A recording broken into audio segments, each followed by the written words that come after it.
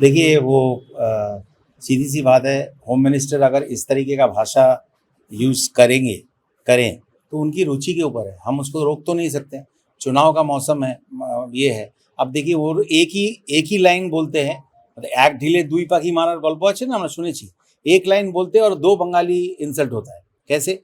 आप अगर बोलेंगे कि स्वामी विवेकानंद जी ने बोला है कि आप मुझे खून दो, हम आपको आज़ादी देंगे, तो पता चल जाता है कि स्वामी विवेकानंद के बारे में भी आपको मालूम नहीं है, और जिन्होंने ये बात कही है नेताजी सुभाष चंद्र बोस, उनके बारे में भी आपको मालूम है। तो एक लाइन दो आदमी का इंसल्ट, तो ऐसा करते आए हैं।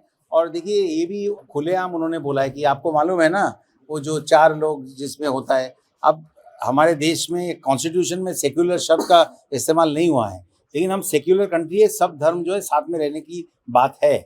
अब वो जिस तरीके से अपीजमेंट कर रहा है, अगर जिस तरीके का सनातनी और ये सब बात बोल के जो अपीजमेंट कर रहा है, उसके बाद उनके पास वो क्या कहूँ, कोई उनके पास कोई राइट नहीं होता है कि वो दूसरे किसी पार्टी को अपीजमेंट के लिए इल्ज़ाम लगाए। आप करप्शन की बात कर रहे हैं, हर स्टेट में देख लीजिए, जितने बड़े बड़े करप्ट लीडर है, मतलब जिनको एक दिन पहले नेशनली करप्ट पार्टी बोला गया है, वहाँ पे सत्ता में आने के लिए सारे के सारे अब लोगों को बीजेपी में लिया गया है। और बड़े बड़े इंटरनेशनल कंपनी जो है, मल्टीनेशनल कंपनी, भले वो सैमसंग हो, वर्लपूल हो, सारे वॉशिंग मशीन को उन्होंने पीछे कर दिया। देश का 1 नंबर वॉशिंग मशीन बीजेपी बनाती है, ये सबको मालूम है। तो ये कोई छोटी मोटी बात नहीं है।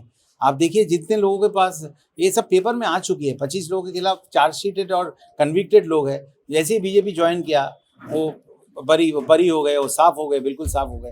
तो ये सब तो लोगों ने देखा है ना, लोगों ने ये देखा है ये बात। और वो बंगाल में भी हम तो कहेंगे कि हर पार्टी में कुछ खराब लोग होते हैं, जो पार्टी के जो अच्छे नेता हैं उनको तो थोड़ा बहुत एम्बैरेसिंग सिचुएशन में डालते हैं। हर पार्टी में होता है, हर पार्टी में होता है, कोई न कोई ऐसी पार्टी दुनिया में नहीं है। अब अमेरिका देख लीजिए, साउथ अफ्रीका, कहीं पे भी देख लीजिए, दुनिया भी नहीं है। मैं तो बहुत बहुत धन्यवाद दूंगा बीजेपी को कि जिस वजह से उनके साथ भी मेरी लड़ाई हुई थी। जो भी थोड़े बहुत बुरे लोग थे, ज़्यादातर आप देखिए 80% बीजेपी में ही चले गए हैं। तो कल उनको थोड़ा संभालना है हमको। हम क्या क्या, अब समझदार के लिए इशारा काफ़ी है, और बात निकलेगी तो बहुत दूर तक जाएगी। तो मैं यहीं पे विराम दूंगा। और ब्रेकिंग न्यूज़ कल जो भी आप लोगों ने दिखाया, 12 बजे से उन्हें ब्रेक होने दीजिए, फिर हम ब्रेक के बाद दोबारा मिलेंगे। हाँ, बंगाली विरोधी पार्टी है। आप लोगों को मालूम है कि बहुत गुस्से से, और जहाँ पे मतलब बंगालियों को प्यार देने की जो है वो कल्चर ही नहीं है। अब मैं सीधा बात बोल सकता हूँ, 12 साल में किसी बंगाली को कैबिनेट मिनिस्टर नहीं बना है, ये तो आपके सामने है ना। और हम वो झुक के इंतज़ार करने वाले नहीं है कि कब आपके ऊपर कृपा दृष्टि होगी, और बंगाल भी नहीं करेगा। अभी आप लोगों को बहुत धन्यवाद दूंगा, मीडिया वाले को, कि 3 दिन आप लोगों ने हमको बहुत एंटरटेन रखा। एग्जिट पोल वोल दिखा के, बुजुर्ग लोग हैं घर पे बैठ के टीवी में वो देखते रहें ब्रेकिंग न्यूज़, कहीं पे 180 अच्छा, कहीं पे 180, कहीं पे 110, कहीं पे 85, तो कहीं पे 210। तो ये बड़ा अच्छा IPL टाइप का चला 2-3 दिन, 3-4 दिन का टाइम है, बीच में कुछ तो करना पड़ेगा।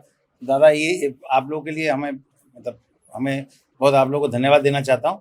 लेकिन जो ब्रेकिंग न्यूज़ दिखाया गया है, ये चारों तरफ जो दिखाया जा रहा है, वो ब्रेकिंग न्यूज़ कल 12 बजे से ब्रेक होने वाला है। तो उस न्यूज़ का, उसी असली न्यूज़ का आप इंतज़ार करिए। ये तो टीवी के उस तरफ का था, अब जनता क्या बोलेगी वो कल दोपहर से पता चलेगा। और हाँ, बिल्कुल मेरा ये होम ग्राउंड है, लेकिन मैं ऐसा कुछ नहीं करूँगा जिससे कोई भी निर्वाचनी विधि का कोई उल्लंघन हो। हाँ, हमको यहाँ पे जो थोड़ा सा लोगों के साथ रहना, ये करना, उसलिए मुझे दायित्व दिया गया, मैं इस तरफ आया हूँ। बट मेरा कोई इधर उधर घूमना, ये करना, मैं कुछ भी ऐसा नहीं करूँगा जिससे कोई भी निर्वाचनी विधि का कोई उल्लंघन हो। लेकिन अगर कहीं पे कुछ गलत होगा, कहीं गलत होगा, तो बिल्कुल खड़े रहूँगा, ये मैं बोल के जाता हूँ।